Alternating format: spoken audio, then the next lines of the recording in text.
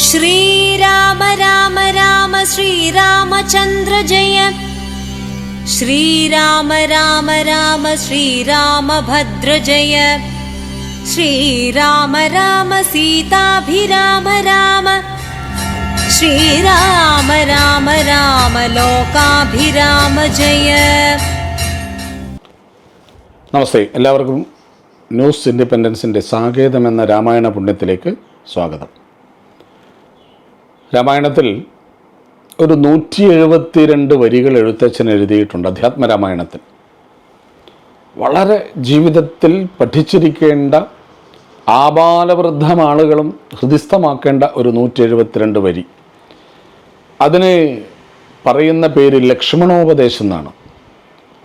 രാമനെ യുവരാജാവായി വാഴിക്കാനുള്ള ശ്രമം കൈകേയി തടഞ്ഞതും 14 കൊല്ലം കാട്ടിലേക്ക് അയക്കാൻ കൈകേയി തീരുമാനിച്ചതും അത് ദശരഥനെ കൊണ്ട് സമ്മതിപ്പിച്ചതിന് ശേഷം രാമൻ കാട്ടിലേക്ക് പോകാൻ തയ്യാറെടുക്കുകയാണ്.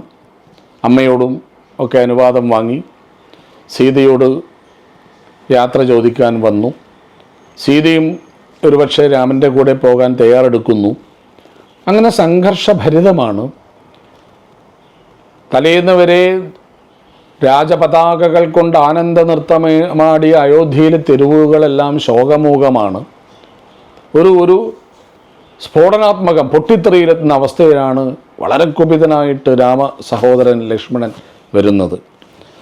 ദുഃഖം നിയന്ത്രിക്കാൻ കഴിയുന്നില്ല ലക്ഷ്മണന്. ലക്ഷ്മണൻ വില്ലേന്തി പാഞ്ഞെടുത്ത് വന്ന് ഏട്ടനോട് വളരെ പറഞ്ഞു, ജ്യേഷ്ഠ, അങ്ങൊരു വാക്ക് ഇപ്പോൾ പറഞ്ഞാൽ ഞാൻ അയോധ്യയെ പിടിച്ചു കെട്ടി ഏട്ടൻ്റെ കാലിൽ സമർപ്പിക്കാം. അച്ഛനെ എതിർത്താൽ അച്ഛനെ പിടിച്ച് ജയിലിലിടാം, കൈകേയി വധിക്കാം. ഞാൻ വില്ലേന്തിയ ലക്ഷ്മണൻ ഇതാ പറയുന്നു, ഞാൻ ഇത് സാധിപ്പിച്ചു തരും എന്നൊക്കെ പറഞ്ഞ് വല്ലാതെ കയർക്കുകയാണ്. പൊട്ടിത്തെറി എന്ന് പറയാം. ഒരു വാക്ക്, നമ്മളിങ്ങനെ ക്ഷുഭിതമായി നിൽക്കുന്ന ഒരാളോട് വളരെ ശ്രദ്ധയോടെ അല്ല സംസാരിക്കാൻ പോയാൽ അത് ഗുണത്തേക്കാൾ ഏറെ ദോഷം ചെയ്യും. കാരണം അദ്ദേഹം വികാരം കൊണ്ട് വികാരത്തിൻ്റെ വേലിയേറ്റത്തിലാണ്. അവിടെ എങ്ങനെ ആ ലക്ഷ്മണനെ സമചിത്തനാക്കാം? ഒരു സൈക്കോളജിസ്റ്റ് എങ്ങനെയാണിത് ചെയ്യുക? ഒരു മനഃശാസ്ത്ര വിശാരദൻ എങ്ങനെയാണ് ചെയ്യുക? അവിടെയാണ് രാമൻ്റെ ആ ഒരു അതിഗംഭീരമായ വാക്കുകൾ അനിയനോട് പറയുന്നത്. അതാണ് 172 വരിയിലൂടെ എഴുത്തച്ഛൻ എഴുതി കാണിച്ച ലക്ഷ്മണോപദേശം. അതിന് തുടക്കം തന്നെ വത്സ സൗമിത്രേ കുമാരാ നീ കേൾക്കണം, മത്സരാദ്യം വെടിഞ്ഞെന്നുടെ വാക്കുകൾ, നിന്നുടെ തത്വമറിഞ്ഞിരിക്കുന്നിതു മുന്നമേ ഞാനെടോ, നിന്നുള്ളിലെപ്പോഴും എന്നെക്കുറിച്ചുള്ള വാത്സല്യപൂരവും നിന്നോളമില്ല മറ്റാർക്കുമെന്നുള്ളതും.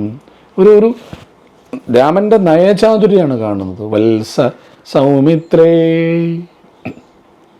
അതായത് ഇങ്ങനെ ക്ഷുഭിതനായി നിൽക്കുന്ന, പൊട്ടിത്തെറിക്കാൻ നിൽക്കുന്ന, ഒരു മൂളൽ കൊണ്ടൊരു രാജ്യം കത്തിക്കാൻ നിൽക്കുന്ന ഒരാളോട് പറയുന്ന ആദ്യത്തെ വാക്ക് തന്നെ, വാചകം തന്നെ വത്സ എന്ന, വാത്സല്യമുള്ളവനെ. രണ്ടാമത്തത് അതിനേക്കാൾ ശ്രദ്ധേയമാണ്, സൗമിത്രേ, സുമിത്രയുടെ മകനെ. അവിടെ സുമിത്രയെ കൊണ്ടുവരാൻ കാരണം എന്താ? ഈ ലോകത്ത് അമ്മമാരിൽ സുമിത്രയോളം ജ്ഞാനിയായ സത്വരജ തമോ ഗുണങ്ങളിൽ ഇച്ഛാശക്തിയും ക്രിയാശക്തിയും ജ്ഞാനശക്തികളിലും സുമിത്രാദേവിയെ ജ്ഞാനശക്തിയായിട്ടാണ് പറയുക. അറിവിൻ്റെ നിറകുടമാണ്. തൻ്റേതായ സുഖങ്ങളെല്ലാം വീടിനും നാടിനും വേണ്ടി ത്യജിക്കാൻ തയ്യാറായ ഒരു അമ്മയാണ്. ആ അമ്മയുടെ പേരാണ് ഇവിടെ പറയുന്നത് സുമിത്രേ, സൗമിത്രേ എന്ന്. അപ്പം രണ്ടാമത്തെ സ്റ്റെപ്പിൽ ഒന്നും കൂടി ലക്ഷ്മണൻ്റെ മനസ്സിൻ്റെ ആ കോപത്തെ ഒന്നുകൂടി തണുപ്പിക്കാൻ, അല്പാൽപമേ തണുപ്പിക്കാൻ പറ്റൂ. നീ മിണ്ടാണ്ട് നിൽക്ക് എന്നൊക്കെ പറഞ്ഞാലൊന്നും മിണ്ടാണ്ട് നിൽക്കില്ല. വത്സ സൗമിത്രേ കുമാരാ. മൂന്നാമത്തെ വരി കുമാരാ, കുമാരൻ. മാരൻ എന്ന് പറഞ്ഞാൽ കാമമുള്ളവൻ എന്നാണ്. കുമാരൻ, കാമത്തെ ഒഴിവാക്കിയവൻ. അയോധ്യ പിടിക്കും ഞാൻ എന്ന് പറയുന്നത് കാമമാണ്. അതില്ലാത്തവനാണ് നീ. അതുകൊണ്ടാണ് ബാലകരെ പണ്ട് കോളേജ് കുമാരൻ എന്നൊക്കെ വിളിക്കാൻ കാരണം അവർ കാമത്തെ ഉപേക്ഷിച്ചവരാണ് പണ്ട്. നീ കേൾക്കണം. മത്സരാദ്യം വെടിഞ്ഞിട്ട് എൻ്റെ വാക്ക് നീ കേൾക്ക്. നിന്റെ തത്വം എനിക്കറിയാം.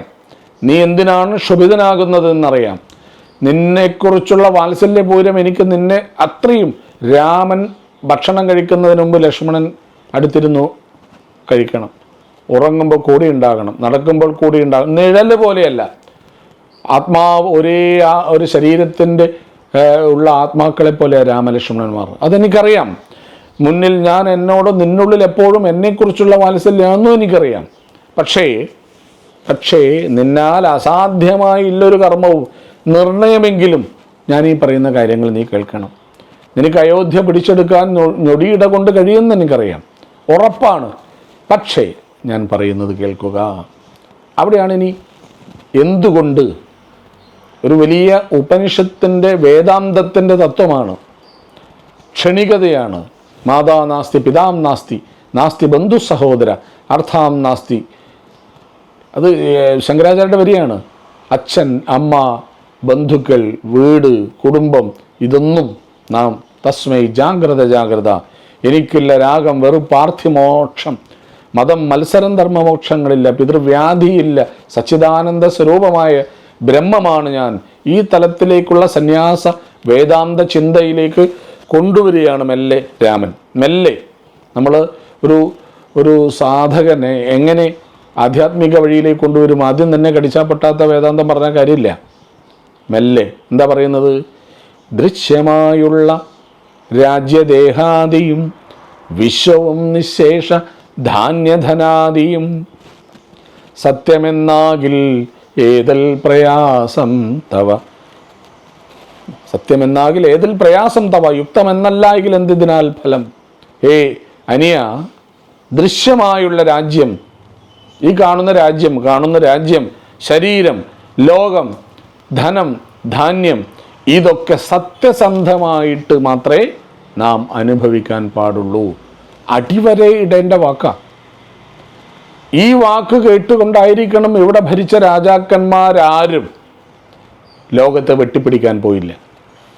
ലോകത്തെ സകല രാജ്യങ്ങളും ഈ നാടിനെ ആക്രമിക്കാനും കീഴടക്കാനും കൊള്ളയടിക്കാനും കൊടിനാട്ടാനും ചോരപ്പൊഴിയൊടുക്കാനും വന്നപ്പോൾ ഭാരതത്തിലെ നമ്മുടെ പൂർവികന്മാരായ രാജാക്കന്മാർ ഒരാൾ പോലും മറ്റൊരു രാജ്യത്ത് പോയിട്ട് ആ രാജ്യത്തെ കീഴടക്കാതിരിക്കാൻ കാരണം അവരെല്ലാം ഗുരുകുലങ്ങളിൽ വെച്ച് രാമായണ ശീലുകൾ പഠിച്ചിട്ടുണ്ടാകും.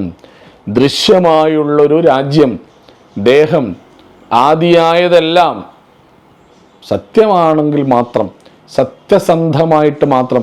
അതാണ് ഈ നാടിൻ്റെ ഈ രാജ്യത്തിൻ്റെ കൊടിയിൽ അല്ലെങ്കിൽ നമ്മുടെ ധർമ്മചക്രത്തിൽ നമ്മുടെ ആപ്തവാക്യമായിട്ട് എഴുതിയത് സത്യമേവ ജയതേ എന്നാണ്. നാം ഭാരതം മുറുകെ പിടിക്കുന്നത് ഈ മെസ്സേജാണ്. സത്യം മാത്രമേ ജയിക്കൂ. നമുക്ക് ഒരു രാജ്യത്തെയും വെട്ടിപ്പിടിക്കാൻ പാടില്ല. ലോകാ സമസ്ത സുഖിനോ ഭവന്തു സൃഷ്ടി പ്രജാഭ്യാം പരിപാലയന്താം ന്യായേണ മാർഗേണ മഹിമഹീശ ഗോ ബ്രാഹ്മണേഭ്യ ശുഭമസ്തു നിത്യം ലോകാ സമസ്ത സുഖിനോ ഭവന്തു.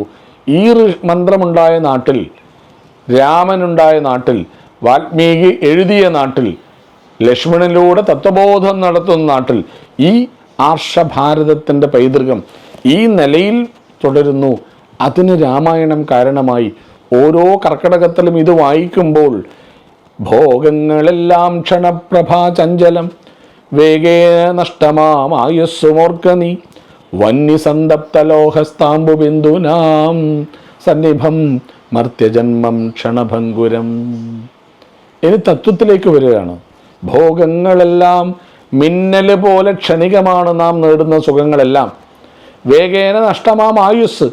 കണ്ടങ്ങിരിക്കും ജനങ്ങളെ കണ്ടില്ലെന്നോ വരുത്തുന്നതും ഭവാൻ. തുടർന്നുള്ള കവികൾക്കെല്ലാമുള്ള ആശയം ഇതാ വാൽമീകി വാരി വിതറിക്കൊടുക്കുന്നു. ഭോഗങ്ങളെല്ലാം മിന്നിമറയുന്നതാണ്. വേഗേന നഷ്ടമാം ആയുസ്സും ഓർക്കൂ നീ. വന്യസന്തപ്ത ലോഹസ്താംബു ബിന്ദുനാം സന്നിഭം മർത്യജന്മം ക്ഷണഭംഗുരം. ഒരു ചുട്ടുപഴുത്ത ലോഹത്തകിടിൽ വീണ വെള്ളത്തുള്ളി പോലെ ഈ മനുഷ്യജീവിതവും നശിച്ചുകൊണ്ടിരിക്കും. അതുകൊണ്ട് ആത്യന്തികമായി രാജ്യത്തെ, സുഖത്തെ, ദേഹത്തെ പറ്റിയുള്ള പരിമിതികൾ മുന്നോട്ട് വെച്ചുകൊണ്ട് ഇത്തരം സ്വാർത്ഥത കാണിക്കരുത് എന്നുള്ള വലിയ സന്ദേശമാണ് രാമായണത്തിലെ, അധ്യാത്മരാമായണത്തിലെ 172 വരികളിലൂടെ എഴുത്തച്ഛൻ എഴുതിയ ലക്ഷ്മണോപദേശം. ഇന്നത്തെ എപ്പിസോഡ് ഇവിടെ അവസാനിക്കുന്നു. എല്ലാവർക്കും നന്ദി. ശ്രീരാമ രാമ രാമ ശ്രീരാമചന്ദ്ര ജയ. ശ്രീരാമ രാമ രാമ ശ്രീരാമഭദ്ര ജയ. ശ്രീരാമ രാമ സീതാഭിരാമ രാമ. ശ്രീരാമ രാമ രാമ ലോകാഭിരാമ ജയ.